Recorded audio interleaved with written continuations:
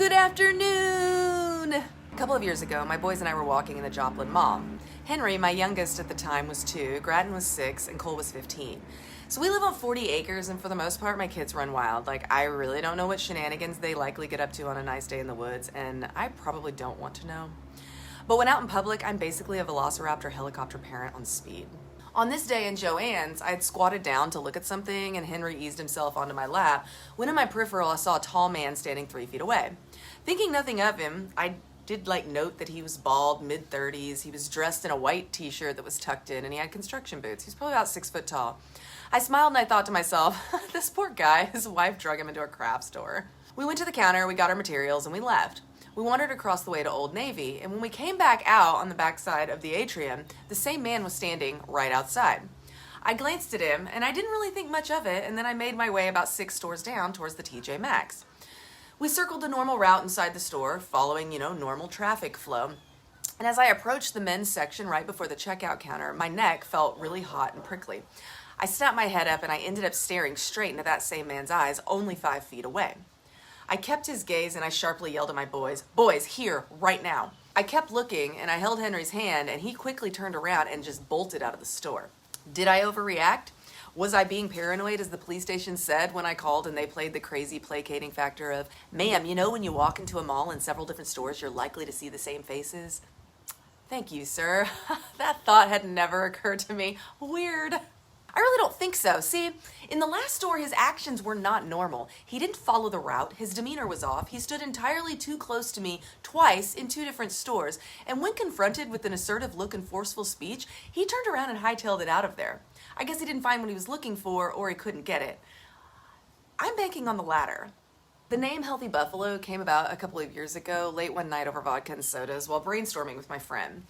I was trying to explain to her what my concept was, and though I'm sure 3 drinks in, it was probably more of an over-explanation with large sweeping gestures and a tumped glass. But I had been thinking about animals and how nature protects itself from predators, and how we weren't that different. I wanted women to be the healthy buffalo in the middle of the herd, blending in for safety. At the time, likely buzzed, I thought I was hilarious comparing us girls to, in a sense, large hairy cows. If you are a sick buffalo or a weak one, you fall to the back of the herd and you end up easily being picked off by wolves.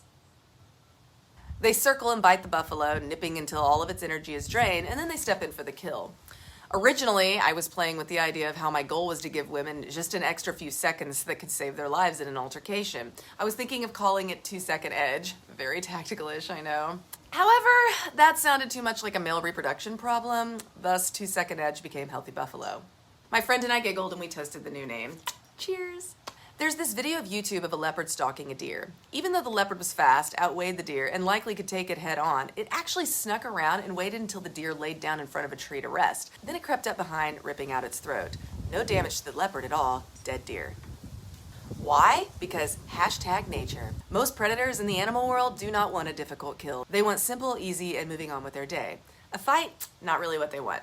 They reserve that for when they need to move up on the alpha scale to show that they are the top dog. Human predators likely pick women who look like easy prey, ones that look distracted or weak or incapacitated or unable to fight back. Frank McCourt wrote the book Angela's Ashes as an autobiography. In one of the chapters, he tells the story of being present when his mother gave birth to his 3rd or 4th brother. The midwife couldn't make it for some reason, and his mom only had his dad to assist her. The baby was born blue and not breathing. Frank remembers his dad grabbing the infant instantly and immediately sucking on the nose and then spitting on the floor. Turns out, the baby had mucus clogged in its nasal passageway. Here's the thing, his dad was illiterate, and if I remember right, he didn't even make it past the 3rd grade in school, so how in the hell did he know how to do that? Hell, for that matter, how is he cool as a cucumber when catching a baby? The answer is animals, remember? We have instincts that tell us when we are in danger or when we need to act quickly. Though it seems here lately, in the light of self-help books, we tend to ignore those prickling sensations, that small voice of logic, and it seems we have dulled a very important natural sense. We're just not fanning our peacock feathers well. I read a quote here recently, though I've scoured the internet trying to find out who said it. It's a very popular one, but no one seems to know who the author is. So sorry for the lack of sight, but the quote is this: "Never discredit your gut instinct. You are not paranoid. Your body can pick up on bad vibrations. If something deep inside you says something is not right about a person or a situation, trust it." I had a man hit on my friend Eileen and I one night in my early 20s. It was nothing at the time to let strangers buy us drinks, and we weren't exactly careful. I had seen date rape drugs in action. It just seemed that it never registered to me to be cautious. In this instance, though, this incredibly attractive man gave a super cheesy pickup line of, well, hello, if it isn't Snow White and Sleeping Beauty. Yeah, I know. However, he was pretty enough that even he managed to pull that off. He shook hands with Eileen first, and then he reached out for mine. And as soon as our palms touched, I could not let go of him fast enough. Everything in me, for some reason, wanted nothing to do with him. My brain had instant alarms ringing to get away and get away fast. I pulled from his grip quickly, and though it pissed off my friend, I said I wanted to go home immediately. I didn't care how rude I sounded. We left, and I never saw him again. Was he a serial killer? Was he a rapist? Hell, I don't know. We will never likely know. However, I was an oblivious young girl who let strangers buy her drinks all the time, walked to her car alone, and had I a cell phone, I likely would have been looking at it the whole time, unfazed and uncaring of the dangers around me. But my natural instinct howled loud and proud that night and wanted to be heard with that man. You are an animal. Listen to yourself. Be the healthy buffalo. Hell, be the feral kitty if that's what floats your boat. But never ignore that baser gut punch screaming to get out of there. Much love to you all. Woot woot.